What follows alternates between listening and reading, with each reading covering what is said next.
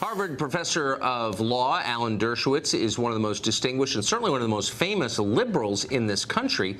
Increasingly, though, he doesn't seem to have much of a home left on the left because he refuses to participate in dogmatic attacks on the president. Dershowitz has sharply criticized the Mueller investigation, for instance. He says that anti-Trump hostility is justifying attacks on civil liberties that threaten all of us.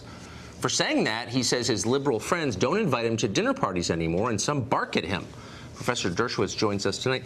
Professor, thanks for coming on. I was struck by this story, your account of this, because you've taken unpopular, really unpopular positions, some that I disagree with over the years, and you haven't had this problem. No. Why?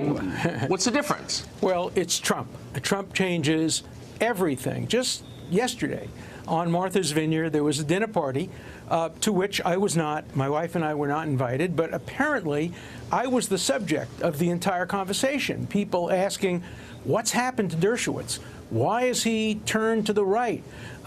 And I wish I had been there, because I would have pointed my finger at my liberal friends and said, it's all your fault.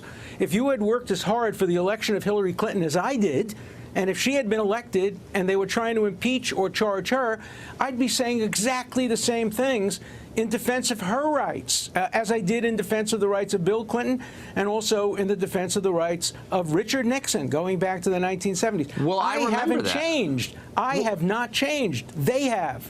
So just as a reference point, you were involved in the defense for a little while anyway of O.J. Simpson, who I think is credibly accused of murdering 2 people with a knife. When you went to Martha's Vineyard during those years, 95, 96, did people attack you at dinner parties for that? A little bit, but not as much as this. It's never been like this. And this time, you know, it includes some of my relatives. As I said, the only thing that hurts me is that up until now, people who are my relatives would tell me, oh, people come over to you and say, you're related to Alan Dershowitz. Wow.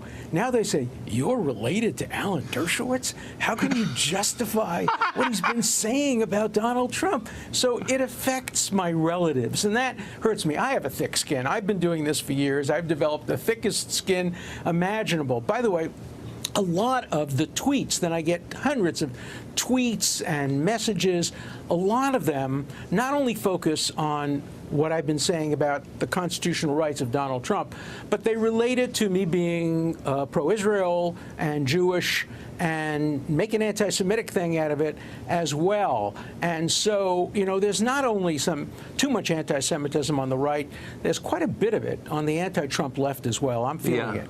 I've noticed that. So, I mean, you've been at this for, I don't know, wouldn't even want to guess, half a century, an awfully long time, at the kind of forefront of the civil libertarian left. Has that group shrunk? I mean, is it not just Trump, but maybe the left is less interested in traditional civil liberties than it used to be? Shrunk. There are no civil libertarians left on the left, certainly not the American Civil Liberties Union. They were the ones who said that the raid on Cohen's office, taking his lawyer-client files, was a good thing, not even suggesting what I suggested and what was ultimately adopted by the judge, to have a judicial monitor going through all of these emails. The ACLU is dead in the water when it comes to defending the civil liberties of people who they don't agree with, and that's just awful. There are still some civil libertarians left, but you can count them on one hand. Everybody has to pass the shoe on the other foot test. If the shoe were on the other foot, would you be taking the same position you're taking today? I passed that test. There are some others who passed that test, but too many, both on the right and on the left, don't pass the test. If Hillary Clinton had been elected, a lot of the people who are supporting me and defending me on the right would be attacking me for criticizing the prosecution or the impeachment of Hillary Clinton. We need neutral principles. We need standards of constitutionality that are apolitical, and I refuse to allow partisan politics to preempt my views on the Constitution, which have stayed the same for 50 years. Amen. When the FBI broke into the Gmail account of that creepy Governor Elliot Spitzer, I defended that creepy Governor Elliot Spitzer. He's my friend. I know, but I don't like him. He was my research assistant. I like Elliot. But it was totally wrong what they did to him, and it's important to say so. Professor, thank you. Great to see you. Likewise.